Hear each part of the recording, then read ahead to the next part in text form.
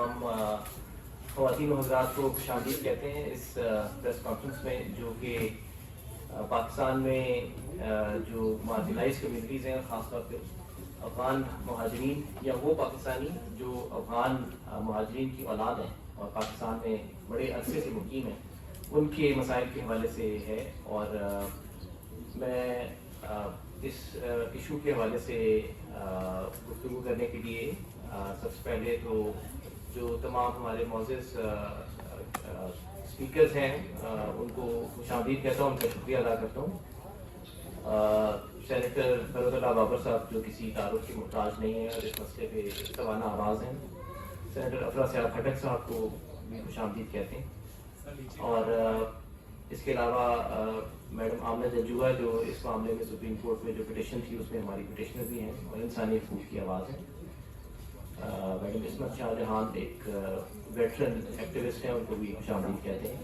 ANP के general secretary साहब हमारे पास तशरीफ रखते हैं, उनके एहसान साहब उनके शुक्रगुजार हैं। और सबसे ज़्यादा आज जो अहम चीज़ है वो ये है कि इस कम्युनिटी के जो मेंबर्स हैं हमने आज ये प्रेस कॉन्फ्रेंस उनके साथ शिरकत में की है। उनमें से बहुत से दोस्त जो इस कम्युनिटी की जिसकी आवाज़ हम उठाने की कोशिश कर रहे हैं वो खुद मौजूद हैं और वो आज आपसे खिताब करेंगे। सो विदाउट फर्दर डू मैं सेनेटर फरोज़ुल्लाह बाबर साहब को दावत देता हूँ कि वो मुख्तसर इस मसले की जो इस वक्त हमें दरपेश है उसके बारे में कुछ मुख्तसर गुफ्तगू करें और सुप्रीम कोर्ट में जो इनका मुकदमा था जिसकी पैरवी हम करते रहे उसके बारे में भी आपको बताएं।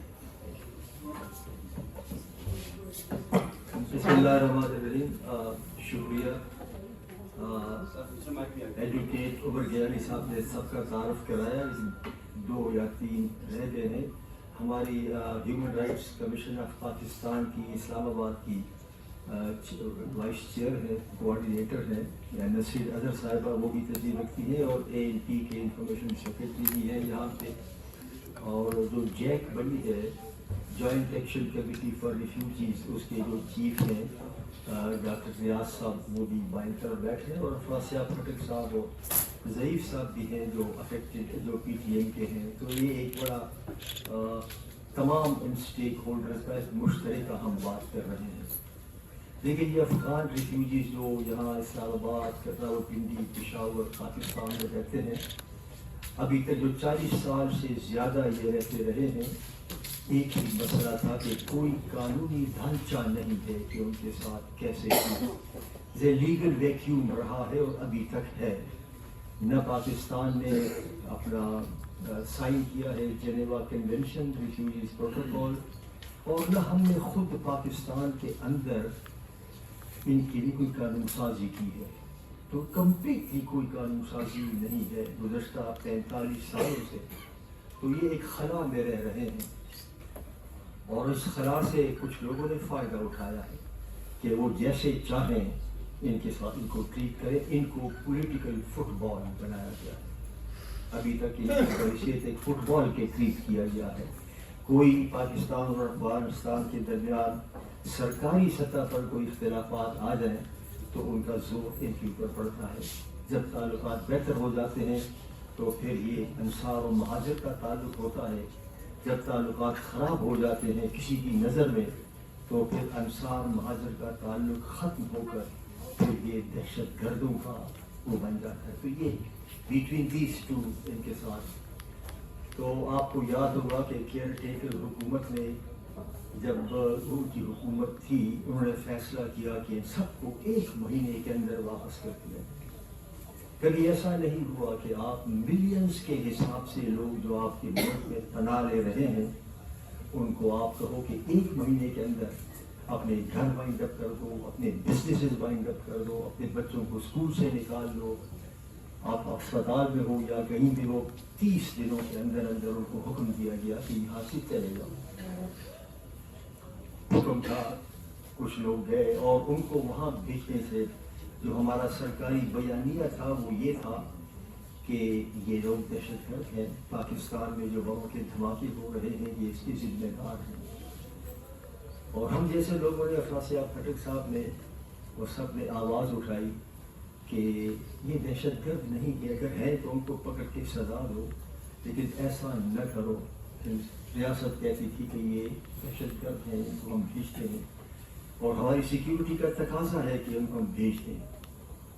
اور ہم جیسے لوگ یہ کہتے تھے کہ جب ان کو آپ سردی کے موسم میں بے آسرا بھیجو گے، اور وہاں طالبان کی حکومت آئی تھی، تو آپ ان کو گولی کی طرف بھجوا رہے ہیں.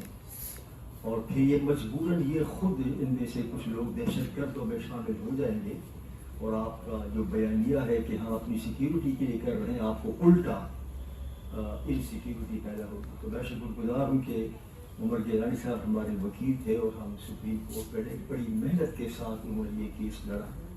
اس کا صرف فائدہ یہ ضرور ہوا کہ حکومت نے کہا کہ ہم کسی کے ساتھ زیادتی نہیں ہونے دیں گے.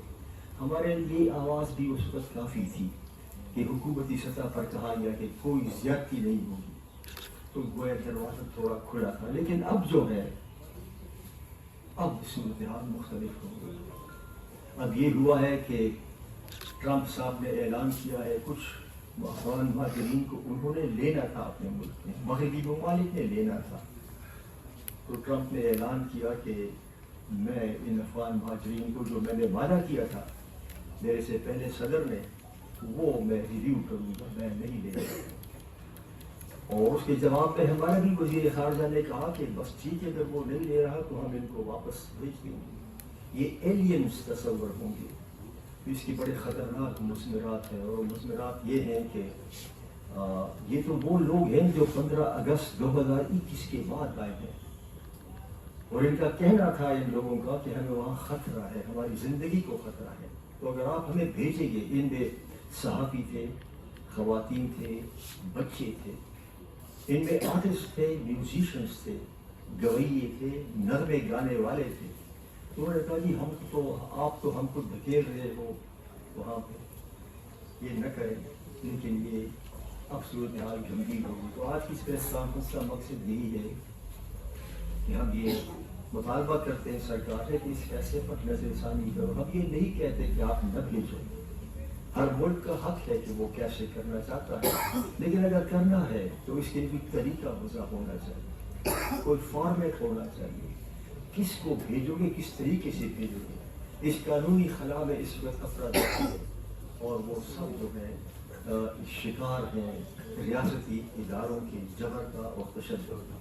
تو ہم یہی درخواست کر سکتے ہیں سرکار سے کہ آپ قانونی ڈھانچہ بناؤ، کوئی سسٹم بناؤ، اور اس میں جو آپ کے تحفظات ہیں کم از کم ان لوگوں کو بھی بلا کر ذرا بات کو سن دو، یک طرفہ طور پر فیصلہ نہ کرے. تو یہ ہماری چند گزارشات تھیں. میں خاصیہ فٹک صاحب کی گزارش کروں گا کہ وہ بھی اس کی طرف تھوڑی توسیع کر دیں، اور پھر ہم میں سے ہر ایک جو ہے 2-3 بات کر کے پھر آپ کو کچھ سوالات بھی لے لیں گے. فٹک صاحب.